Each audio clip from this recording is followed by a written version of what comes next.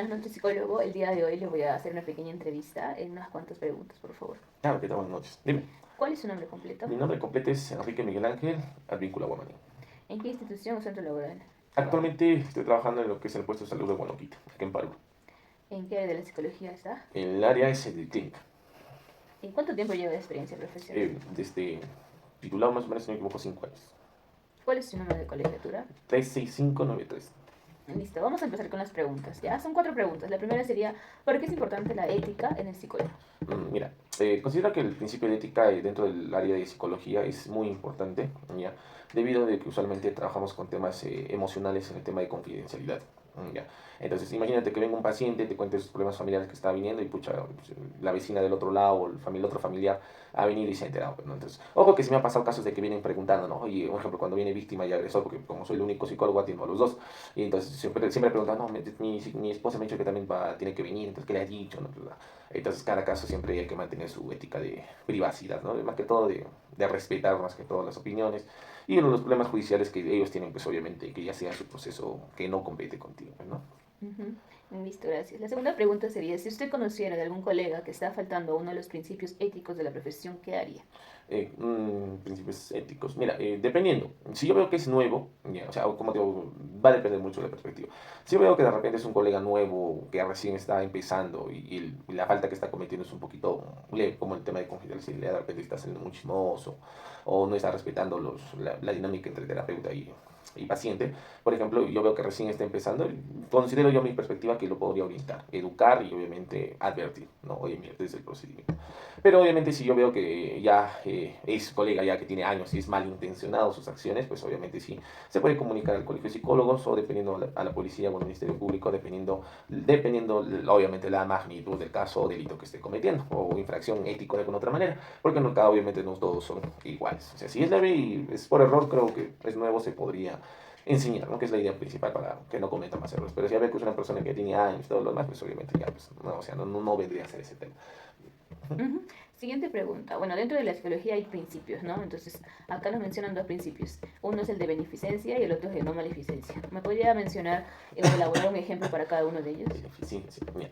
Ten presente que los principios que me estás mencionando, recuerda que obviamente solo los mencionan en el tema universitario, ¿no? O sea, en lo que son maestrías, posgrados, diplomados, especialidades, como que ya no hacen una retroalimentación mucho en esos aspectos de los principios, como porque ya se sobreentiende que ya sabemos, ¿no? Pero Ujú. a la verdad, ahora como ahorita tú me preguntas, pues no me acuerdo mucho, pero a lo que te voy a contestar obviamente a lo que me recuerdo, ¿no? El principio de beneficencia usualmente, si mal no recuerdo, está relacionado al principio que debe tener el profesional con la finalidad de buscar el beneficio del usuario o paciente que viene a consulta. ¿En qué sentido? Darle una buena atención, una buena calidad, una buena atención oportuna también. Un ejemplo que te podría poner, por ejemplo, ¿no? Si, un ejemplo, ¿no? Viene un paciente que sufre violencia, un ejemplo que es un más clásico, ¿no? No tiene su pareja por medio, no tiene un trabajo estable y tiene dos hijos menores. Está obviamente preocupada por la situación que ha pasado, que había una ruptura, por sus hijos también y porque obviamente no consigue trabajo. Entonces estamos hablando de una crisis completa. Entonces, por ejemplo, mi chamba es atender al paciente, darle un soporte emocional, darle un seguimiento también al caso cómo está, pero como dice, un granito agregado se podría hacer como una gestión con la municipalidad, un ejemplo en caso mío, que sí se ha hecho, ¿no? Entonces, de repente, de buscar un beneficio adicional, un poquito más, con la finalidad primero de que obviamente la paciente pueda tranquilizarse y de alguna otra manera estabilizarse emocionalmente, ¿no? Porque se está apuntando problemas de separación, problemas de salud de sus hijos y obviamente problemas económicos también. Entonces estamos hablando que son varios. Entonces, en caso de ese, considero, a lo que recuerde, que se podría hacer como un ejemplo de ese tema, ¿no? Ujú. Y el siguiente, el de no No maleficencia. maleficencia. El de no maleficencia lo entiendo como usualmente es no perjudicar al paciente, ¿no? ¿En qué sentido no tomar acciones que perjudiquen al paciente, ¿no?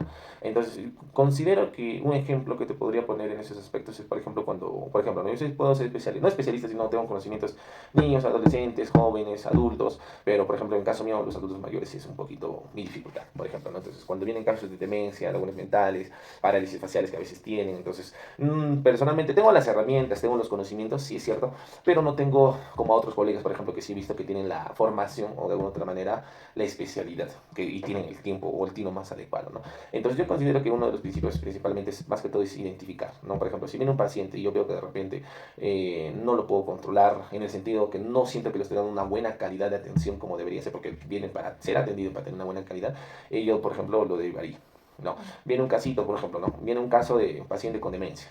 Familiares vienen, acuden a consulta porque hay psicólogo, justamente le han dicho que vaya al psicólogo para que vea una estimulación, al menos, o sea, para que pueda acciones y ejercicio, ¿no? Entonces, yo lo puedo atender, cierto, pero no lo estoy atendiendo como quizás debería ser. Entonces, dentro del principio de no maleficencia es justamente no perjudicar tanto terapéuticamente al paciente como personalmente. ¿En qué sentido? Porque obviamente la persona quiere hacer un cambio, o sea, una ayuda para que obviamente su familia esté tranquila. Entonces, yo te pregunto, ¿no? Como colega, ¿qué haces atendiendo a un paciente que no estás en las condiciones para brindarle una atención?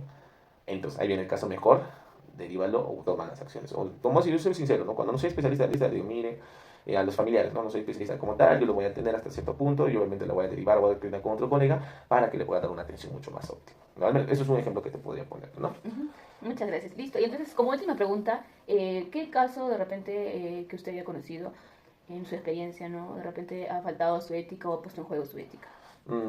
Mira, el tema de lo que es ética con los casos, usualmente eh, un ejemplo claro que te podría poner, por ejemplo, es cuando me vienen a buscar por temas de pavente de terrenos. Un ejemplo, ¿no? Entonces, donde usualmente me traen justamente lo que te digo, ¿no? Vienen pacientes de, por ejemplo, de comunidades de 110 años, 100 años, y a veces no son fechas coordinadas con el DNI, ya porque en su DNI dice, por ejemplo, que tiene 90 años, pero yo le pregunto realmente a los vecinos, a los pobladores, a la comunidad, tienen mucho más años, sino que anteriormente no llegaba hasta la RNI.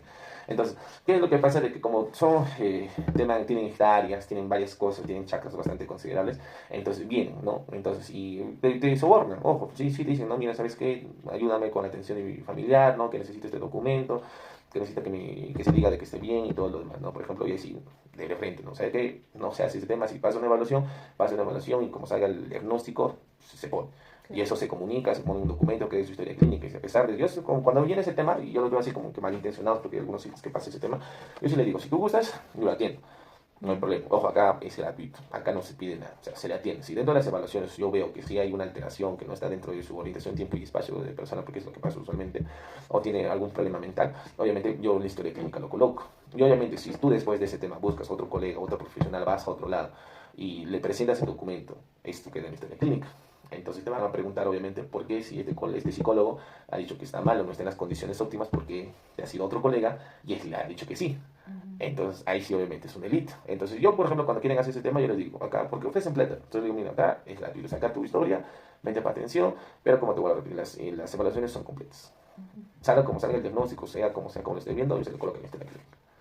Entonces, eso que quede bastante claro. Entonces, como que en este ya, las personas como que un poquito como que dicen, no, sabes que mejor no me arriesgo, ¿no? Porque usualmente cuando ya son estos temitas estamos hablando de temas pues, de que les hacen firmar documentos sin que ellos sepan, a veces, y la mayoría son iletrados. Entonces, si tú no le explicas, tranquilamente le puedes poner a hacer una huellita y obviamente es un problema ya legal, incluyéndote para ti también, porque obviamente cuando hacen una investigación de por medio sale, ¿no? ¿Quién ha certificado? ¿Qué ha dicho? ¿Por qué ha permitido? Entonces es un proceso que de alguna otra manera también te involucra, ¿no? Y obviamente los otros casos que son más complicados también son de violencia familiar, que es el más común que siempre hay en el centro de salud, ¿no? Listo, eso sería todo. Entonces, muchas gracias por su participación, por contestar las preguntas de la entrevista. Listo, muchísimas gracias.